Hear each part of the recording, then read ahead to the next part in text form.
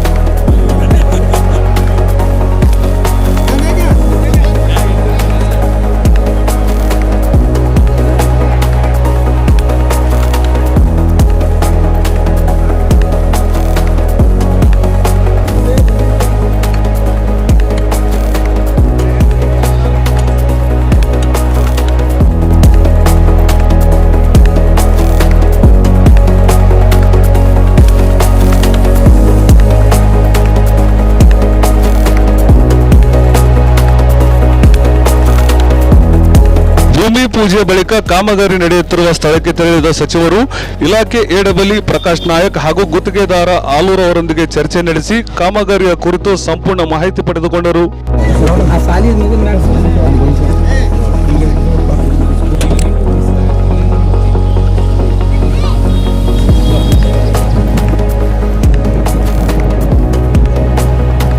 ನಂತರ ವೇದಿಕೆ ಕಾರ್ಯಕ್ರಮಕ್ಕೆ ಆಗಮಿಸಿದ ಸಚಿವ ವಿಜಯಾನಂದ ಎಸ್ ಕಾಶ್ಯಪ್ಪನವರಿಗೆ ಗುತ್ತಿಗೆದಾರ ಆಲೂರು ಅವರಿಂದ ಸನ್ಮಾನಿಸಿ ಗೌರವಿಸಲಾಯಿತು. ಈ ವೇಳೆ ಭೂಮಿ ಪೂಜೆಗೆ ಆಗಮಿಸಿದ ವೇದಿಕೆ ಮೇಲಿದ್ದ ಗಣ್ಯರಿಗೆ ಇಲಾಖೆಯ ವತಿಯಿಂದ ಸನ್ಮಾನಿಸಿ ಗೌರವಿಸಲಾಯಿತು.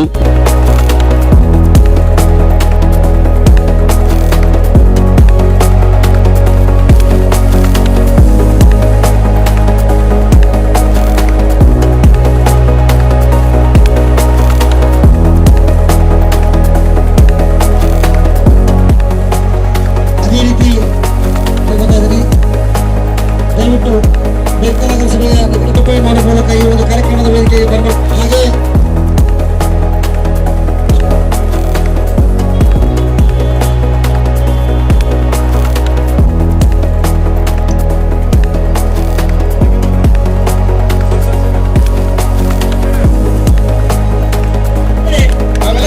ಬಂಧುಗಳೇ, ಅದೇ ರೀತಿ ಬಡವರ ಕಲ್ಯಾಣಿಗಳಾಗಿ ಎಲ್ಲ ಒಂದು ಅಭಿವೃದ್ಧಿ ಕೆಲಸ ಮಾಡ್ತಾರೆ. ಈ ಒಂದು ಇವತ್ತು ನಮ್ಮ ಮನೆಗೆನ ಈ ಸಂದರ್ಭದಲ್ಲಿ ಸಚಿವರು ಕಾಮಗಾರಿಯ ಮಹತ್ವ ಹಾಗೂ ಗುಣಮಟ್ಟದ ಕಾಮಗಾರಿ ಕೈಗೊಳ್ಳುವ ಕುರಿತು ಮಾತನಾಡಿದರು. ಈ ಕಾರ್ಯಕ್ರಮದಲ್ಲಿ ಇಲಾಖೆ ಅಧಿಕಾರಿಗಳು, ನಗರಸಭೆ ಪೌರಾಯುಕ್ತರು, ಮಾಜಿ ನಗರಸಭೆ ಅಧ್ಯಕ್ಷರು, ಸದಸ್ಯರುಗಳು, ಪಕ್ಷದ ಹಿರಿಯ ಮುಖಂಡರು, ಕಾರ್ಯಕರ್ತರು ಉಪಸ್ಥಿತರಿದ್ದರು. ಚಿತ್ತರಿಗೆಯ ಚಿಜ್ಯೋತಿ ಪರಮ ಪೂಜ್ಯ ಲಿಂಗೈಕ್ಯ ವಿಜಯ ಮಂಟಪಗಳನ್ನ ನಾವು ಮಂದಿರದಲ್ಲಿ ಸ್ಮರಿಸಿಕೊಳ್ತಾ ಹಜರತ್ ಸಯ್ಯದ್ ಶಾ ಮುರ್ತುಜಾ ಖಾದ್ರಿ ಪೂಜ್ಯರನ್ನು ಕೂಡ ನಾವು ಮಂದಿರದಲ್ಲಿ ಸ್ಮರಿಸಿಕೊಂಡು ಕರ್ನಾಟಕ ಗಣ ಸರ್ಕಾರ, ಸಣ್ಣ ನೀರಾವರಿ ಇಲಾಖೆ ಹಾಗೂ ಇಳಕಲ್ ತಾಲೂಕಿನ ಇಳಕಲ್ಲಿನ ಹಿರೇಹಳ್ಳದ ಇಂಗು ಕೆರೆ ನಿರ್ಮಾಣಕ್ಕೆ ಅಂದಾಜು ವೆಚ್ಚ ಸುಮಾರು 5 ಕೋಟಿ ವೆಚ್ಚದ ಇಂದಿನ ಈ ಭೂಮಿ ಪೂಜೆ ಸಮಾರಂಭದ ಬಂಧುಗಳೇ, ಇದು 2016-17 ಸಾಲಿನಲ್ಲಿ ನಾನು ಇಳಕಲ್ಲಿಗೆ ಒಂದು ಕೆರೆಯನ್ನು ಮಾಡಬೇಕು ಅಂತ ಹೇಳಿ ಕನಸನ್ನು ಕಂಡಿದ್ದೆ. ಆ ಕನಸು ಬಹುತೇಕ ಅವಧಿಯಲ್ಲಿ ನನಸಾಗಲಿಲ್ಲ. ನಾನು ಸಣ್ಣ ನೀರಾವರಿ ಇಲಾಖೆ ಯಂತ್ರ ಅವತ್ತೇ ನಮ್ಮ ಅಧ್ಯಕ್ಷ ಅವ್ರಿಗೆ ಗೊತ್ತಿತ್ತು. ಎಸಿಒ ಸಾಲಿ ಪಕ್ಕಕ್ಕೆ ಅಲ್ಲಿ ಜಾಗನೂ ಗುರ್ತಿಸಿದ್ವಿ, ಅಲ್ಲಿ 4 ಕೋಟಿ ರೂಪಾಯಿ ಅನುದಾನ ಕೂಡ ಬಿಡುಗಡೆ ಮಾಡಿಸಿದ್ದೆ. ದುರಾದೃಷ್ಟ 2018ರಲ್ಲಿ ನಾನು ಸೋತ್ಬಿಟ್ಟೆ. ದುಡ್ಡು ಬಿಡುಗಡೆ ಆಗೈತಿ, ಎಸ್ಟಿಮೇಟ್ ಆಗಿತ್ತು, ಇನ್ನೇನು ಅಪ್ರೂವಲ್ ಕೊಟ್ಟು ಟೆಂಡರ್ ಕರಿಬೇಕು ಅನ್ನೋಷ್ಟರಲ್ಲಿ ಚುನಾವಣೆ ಬಂತು. ಆದ್ರೆ 4 ಕೋಟಿ ಬಿಡುಗಡೆ ಆಗಿದ್ದು ದಾಖಲೆಗಳು ನನ್ನ ಕಡೆ ಅದಾವ, ಬೇಕಾದ್ರೆ ತೋರಿಸ್ತೀನಿ ಯಾರು ಬೇಕಾದ್ರೆ. ಆದ್ರೆ 2018 23ರವರೆಗೂ ನಂದೇನು ಒಂದು ಕನಸಿತ್ತು, ಯಾಕೆ ಇಲ್ಲಿ ಕೆರೆ ಮಾಡಬೇಕು ಅನ್ನೋದು ಬಹಳಷ್ಟು ಜನ ಪ್ರಶ್ನೆ ಆಗಿರ್ಬೋದು. ಯಾಕಂದ್ರೆ ಕೆರೆ ಇದ್ರೆ ಬಹುತೇಕ ನಮ್ಮ ಚಿತ್ರಗಿರಿಯ ವಿಜಯ ಮಹಾಂತೇಶ್ವರ ಒಂದು ಪವಿತ್ರವಾದ ಕರ್ಪೂರ ಗದ್ದಿಗೆ ಇಲ್ಲಿದೆ.